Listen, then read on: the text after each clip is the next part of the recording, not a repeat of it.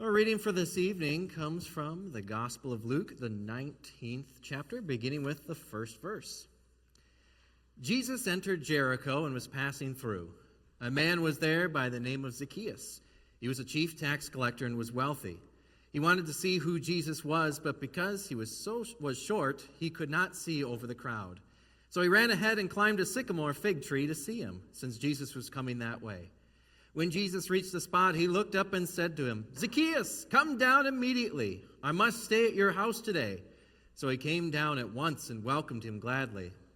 All the people saw this and began to mutter, "He has gone to be the guest of a sinner."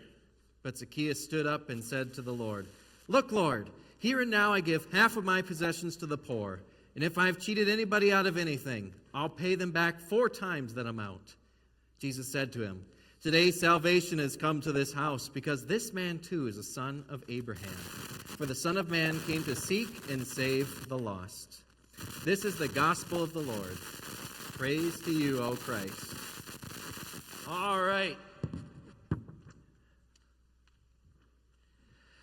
Well, we're continuing our Everyday Promise book tour. Look at this wonderful book we have. It's called Everyday Promise. This book looks at the different ways God's promises are here and now. By looking at the past, some people who have had their lives changed by Jesus, because there is nothing better than Jesus.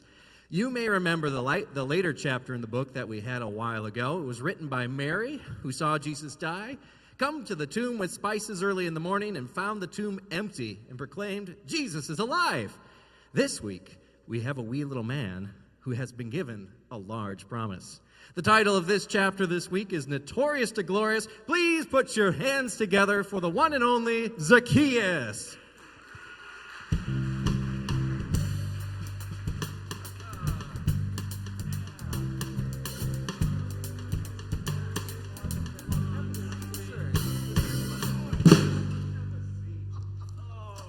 Thank you so much, Zacchaeus, for joining us this evening. I'm so glad you could come on in. Oh, it's my pleasure.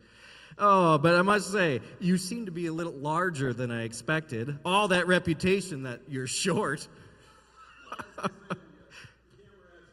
Yes, it does. Tell me about it. I'm like 4'5". Anyway, it's so true. As you know, the title of this book right here that you helped with is Everyday Promises. You must have had an interesting encounter with Jesus to be included in this book. After all, he was a rather notorious. You sure were notorious. Please share, what was that like? Well, have you ever walked into a room and you knew that nobody wanted you there? Yeah. It happens to me all the time. Yeah. You know that you weren't wanted. Really? I can only imagine. Unworthy, unliked, unloved. That, my friend, was my everyday life. No one talked to me. They whispered behind my back. They never smiled at me. They cursed me as I walked away. And it was no surprise. You know, I was public enemy number one. Mm-hmm. They were right to hide their lives from me, and all I wanted from them was their money. Right? And all I wanted from them was whatever I could get that would help me, even if it would hurt them. Oh, even if it would hurt. Mm-hmm. So now you said you were a tax collector, I believe, in the book. That really is a position that was public enemy number one. Nobody liked having to pay Rome, did they? Tell me about it. Not only that, if they didn't have the money, their lives, could be ended. Everything taken away from them, their homes, their property, whatever money that they had. And I wasn't just any tax collector. I was the chief tax collector. And others who knew me, well, I was pretty wealthy. Did you feel wealthy, though? Oh, financially, yeah. I had some nice clothes, nice house, lots of friends who wanted to party all the time. But was I truly wealthy? Nah. As I wrote in my chapter there, I was poor in the things that really mattered. And my spirit was very weak. So what exactly changed? There's a lot in here. Jesus. Oh, yes. Jesus is what changed. He came into the neighborhood where I was collecting taxes, and I'd heard about him. And people, instead of coming to me, they began to line up on the streets to see him. Well, I'd always heard his name, and wonder filled my heart in hearing it. Jesus. He healed the sick. He tamed waves. He made the dead live. He talked to tax collectors like me.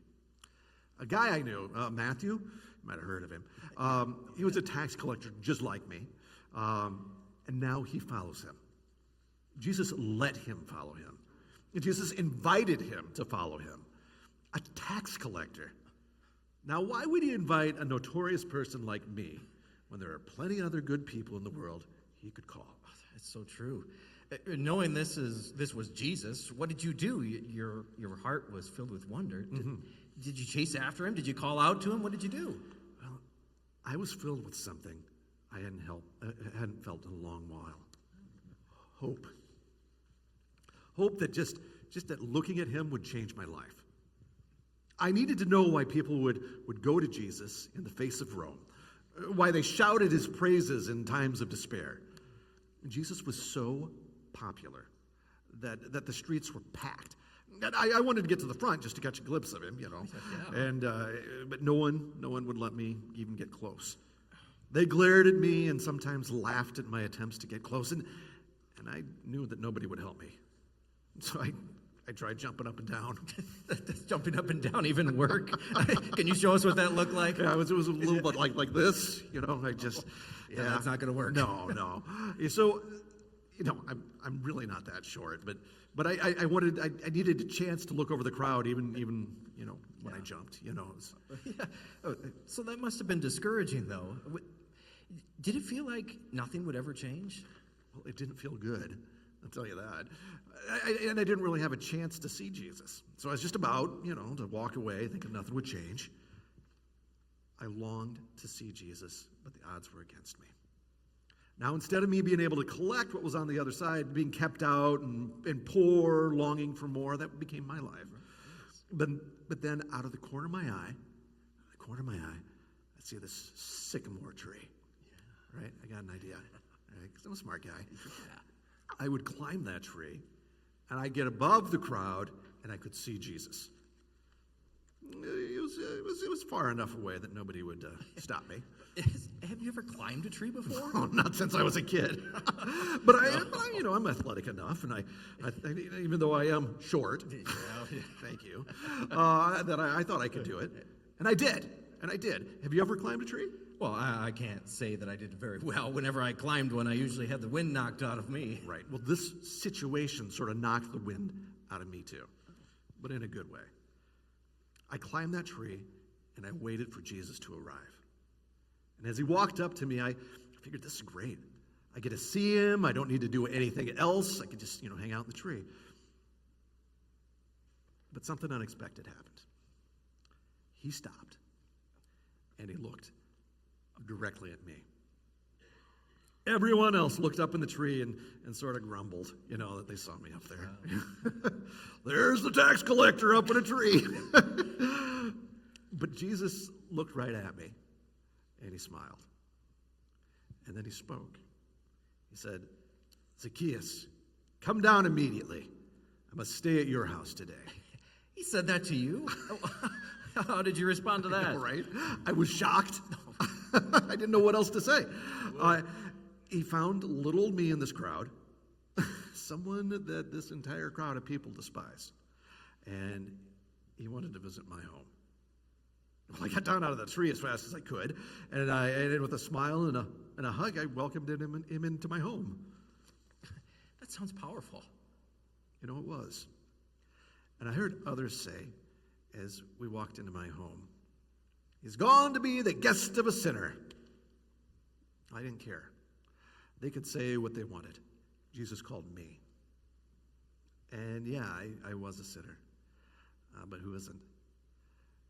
My life was changed by the everyday promise that Jesus came to seek and save the lost. Me, the sinner. And he calls to you too. My life was forever changed by Jesus. I said I'd pay him back 4 times what I had cheated people out of. I'd give to the poor. My life would forever change. Just because he called me to something different. Truly what Jesus said was true for you. Today salvation has come into this house. It most certainly has. Indeed. And it has for you too. And all of you joining into this and who are interested in this book, and all of you who feel Christ calling you by name, it's truly a life-giving promise. Jesus found me when I was lost. He called me by name. He called me a son of Abraham. And when he said that, he was telling me that I was worthy. I was wanted, I was loved, and I didn't have to hide away in some sycamore tree anymore. It truly was glorious. So knowing all of this, would you recommend following Jesus? Oh, absolutely. It's life-giving. Oh, amen to that. Well, thank you so much for coming here today and sharing your story of how Jesus changed your life from notorious to glorious. It truly is an inspiration for us all. Hey, before we go, they wrote a little song about me if you wanted to hear it. No, I'm sorry. We don't have any time for that one. I'm sorry, we're at it. Maybe next time we'll sing it. Again, the book you're looking at is Everyday Promises. Hey, and it's available at all Barnes & Nobles and local bookstores around here. It's only $13.95. And you can find Zacchaeus and others in this book. And you can always open up the Bible to hear more about the promises God has for you. Would you like me to sign that book for you? Yes, please. Yeah. I enjoy having everybody sign the front cover. Excellent. Please I'll do. be in the vestibule if anybody wants to buy a copy Please or take have him up on his anything offer. signed here. All right. Absolutely. Anyway, I have to say we are out of time, and we will be right back with your local prayers. Amen. There you go.